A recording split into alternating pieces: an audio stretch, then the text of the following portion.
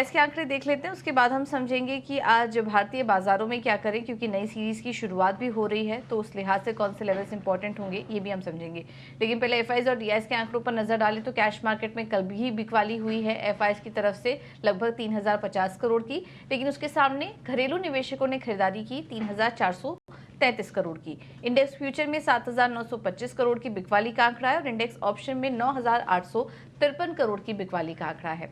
तो ये है इस वक्त के आंकड़े और एफआईज की तरफ से हम देख रहे हैं कि लगातार सेलिंग प्रेशर है और अभी तक मई की अगर बात करें तो 40,000 करोड़ से ज्यादा की बिकवाली एफआईआईज कर चुके हैं। अब आज के लिए अहम लेवल्स कौन से होंगे एक बार ये भी समझ लेते हैं। हमारे साथ डिम्पी कालरा जुड़ चुके हैं फोन लाइन पर। Dimpy, good morning. बताइए आज निफ्टी और बैंक निफ्टी का डेटा क्या कह रहा है? गुड मॉर्निंग पूजा। देखिए, नई सीरीज की हो रही है शुरुआत और इस सीरीज के अंदर 3-4 चीजें बड़ी इंपॉर्टेंट है। पहली बात तो 4 तारीख को इलेक्शंस के नंबर्स आ जाएंगे, यानी कि रिजल्ट्स आ जाएंगे। ठीक है, उससे पहले एफआई ने अपनी होल्डिंग को काटा है। मैं एफआई के पॉइंट्स इसलिए शुरू कर रहा हूँ क्योंकि ये रिकॉर्ड स्तरों पर आ चुके हैं। करीब 12 से 13% ही सिर्फ लॉन्ग है और एक ही दिन में घट गया है ये।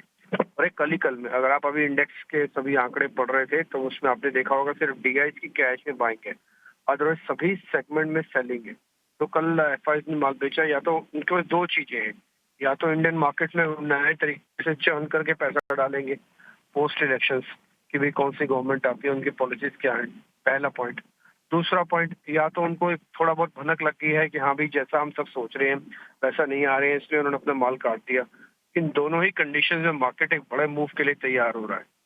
ठीक, कल तो उसने बड़ा मूव नहीं दिया वैसे देखा जाए तो, क्योंकि निफ्टी बैंक निफ्टी कल हरे निशान में था और निफ्टी कल लाल निशान में रहा।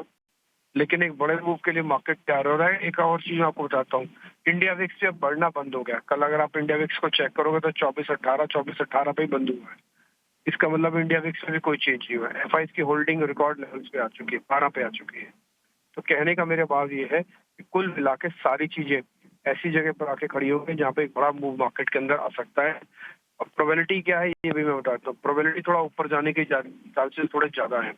तो आप दो काम कर सकते हैं अगर आपका पोजीशन है तो 22,500 और 22,300 दो आप स्टॉप लॉसेस यहाँ पे रख के ट्रेड कर ले सकते हैं। और आपका जो पहला टारगेट होगा 22,800 तक का होगा, फिर 23,000 तक का टारगेट होगा। जिनके पास पोजीशन है वो भी इसी तरह से स्टॉप लॉस लगा के रखें और थोड़ा बहुत पोजीशन जरूर लें। मैं सिर्फ एफआई के नंबर पे ही देख के बोल रहा हूँ कि थोड़ी बहुत पोजीशन को जरूर लेनी चाहिए इस समय। दूसरा आ जाते हैं हम रिटेल पे, और रिटेल को भी चाहिए तो थोड़ी बहुत पोजीशन ले सकते हैं। आते हैं बैंक निफ्टी पे।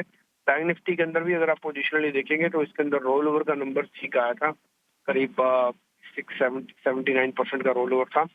और दूसरा और इम्पोर्टेंट चीज ये है कि इसमें जो कॉन्ट्रैक्ट है वो 1.5 लाख से ज्यादा के कॉन्ट्रैक्ट है। प्रीमियम 450 फंड का है और कल ये हर निशान में बंद हुआ है, तो इसमें ज्यादा प्रॉब्लम नहीं है। 48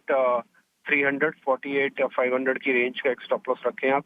और दूसरा जो टारगेट है वो करीब 49,000 का पहला और 49,500 तक का दूसरा बनेगा।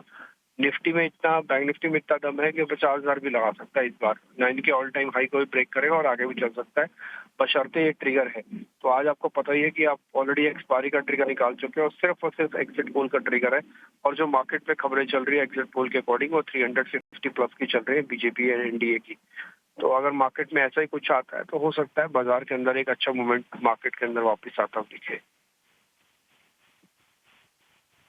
बिल्कुल, बहुत बहुत शुक्रिया डिम्पी आपका ये पूरा एनालिसिस करने के लिए। तो बाजार अब एक बड़े मूवमेंट के लिए तैयार है और वो मूवमेंट ऊपर के साइड ही आ सकता है, तेजी की तरफ ही आ सकता है, क्योंकि एक बड़ा इवेंट अब निकल चुका है। दूसरे इवेंट की तैयारी अब बाजार कर रहा है एग्जिट पोल की, उसके बाद चुनावी नतीजे भी आएंगे। तो नतीजों की तैयारी है इस वक्त बाजार में और उसके पहले हम देख रहे हैं कि थोड़ी यहाँ पर पोजीशन भी हल्की होते हुए नजर आ रही है, लेकिन खरीदारी करने का समय है। लेवल्स आपको बता दिए हैं, स्टॉप लॉसेस का ध्यान रखें। चलिए अब आगे बढ़ते हैं। बाजार पर एक और रणनीति देने के लिए हमारे साथ जुड़ गए हैं केआर चौकसी सिक्योरिटीज से हेमंत कपाड़िया। हेमंत जी, थैंक यू सो मच ईटीना स्वदेश को समय देने के लिए। बताइए आज आप कैसे देख रहे हैं शुरुआत बाजारों की और ट्रेड कहां पर लेना चाहिए? Very good morning Pooja, thank you for having me. Trade की बात करें तो जैसे डिम्पी ने बैंक निफ्टी की पॉजिटिविटी की बात की, तो मेरा भी एक स्टॉक रहेगा बैंक के सेक्टर में ही। स्टॉक है एक्सिस बैंक पूजा। यहाँ पे उसने 4 दिन पहले ऑल टाइम हाई किया, वहां से थोड़ा करेक्शन करके अभी स्टेबल हुआ है और कल अपवर्ड की रिवर्सल दिया है। इंट्राडे चीज मैकेनिकल इंडिकेटर्स पॉजिटिव हो चुके हैं। एक बाउंस की तैयारी है, तो एक्सिस बैंक पे बाई कॉल रहेगा। 1167 की एंट्री रहेगी, 1160 का स्टॉप लॉस रहेगा और 1181 का टारगेट रहेगा। Risk reward ratio 1:2। दूसरा स्टॉक है जहां पे एक सेल कॉल रहेगा। रनअप काफी हो चुका है दीवीज लैब में। कल ओपनिंग के बाद एक इंट्राडे डिक्लाइन हुआ, नेगेटिव बंद आया है स्टॉक।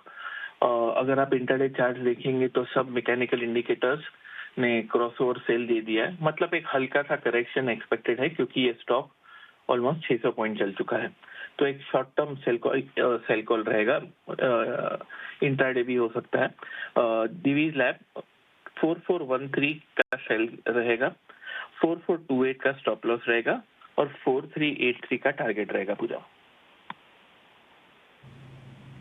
ठीक है, थैंक यू हेमंत जी आपका समय देने के लिए और ये रणनीति सुझाने के लिए। तो कल बाजार में हम देख भी रहे थे कि निफ्टी में तो वीकनेस थी, लेकिन बैंक निफ्टी हरे निशान में 181 अंक ऊपर बंद हुआ था। तो ट्रेंड के साथ ही जाइए, बैंकिंग स्टॉक अच्छे लग रहे हैं। एक्सिस बैंक में तेजी करके चलिए, आप लेवल्स आपको बता दिए। और इसके अलावा डीवीज लैब में बिकवाली करने की सलाह है, 4383 ये अगले लेवल्स दिखाई दे रहे हैं। तो एक बाय और एक सेल ट्रेड यहाँ पर हेमंत की तरफ से। कमोडिटी मार्केट की तरफ और हमारे साथ रणनीति बताने के लिए HDFC सिक्योरिटीज से अनुज गुप्ता मौजूद हैं। अनुज जी, थैंक यू सो मच इटीना और स्वदेश को समय देने के लिए। सोने चांदी से पहले शुरुआत करते हैं। कल डॉलर और बॉन्ड यील्ड्स में जो हल्की नरमी आई, उसके चलते सोने में हमने खरीदारी वापस लौटते हुए देखी। यहाँ से और तेजी करनी चाहिए?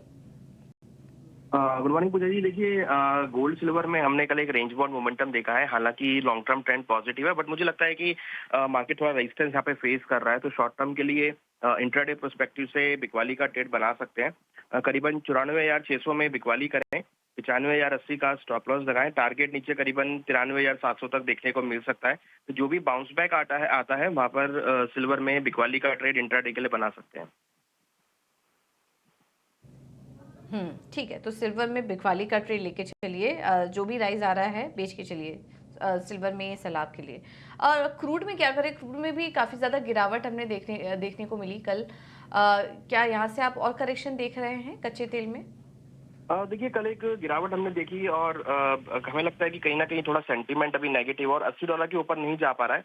तो यहाँ पर भी सेल ऑन राइज की स्ट्रेटेजी रहेगी। करीबन 6550 के आसपास बिकवाली करें, 6605 का स्टॉप लॉस लगाएं। करीबन 6480 81 का टारगेट देखने को मिल सकता है। हमें लगता है कि क्रूड के अंदर भी बिकवाली का ट्रेड देखा जा सकता है। ठीक है, तो कल 2% नीचे था MCX पर क्रूड, अभी भी बिकवाली करके आप चल सकते हैं 6481 के टारगेट के लिए। आखिर में अनुज जी, बेस मेटल्स पर भी सलाह दीजिए। वहां पर मौके कहाँ देख रहे हैं आप? देखिए, वहाँ पर हमने बेस मेटल में कॉपर जिंक दोनों में गिरावट देखी थी। तो कॉपर में बिकवाली की सलाह रहेगी।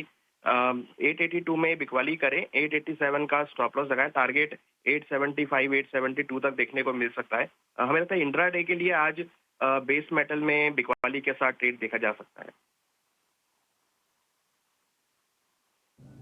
ठीक है, तो कॉपर में बिकवाली करने की सलाह, सिल्वर और क्रूड में भी आपको बिकवाली साइड की रणनीति बताई है, तो इस पर आप नजर रखिए। अनुज जी, थैंक यू सो मच आपका समय देने के लिए, ये रणनीति सुझाने के लिए। चलिए फिलहाल इस शो में इतना ही।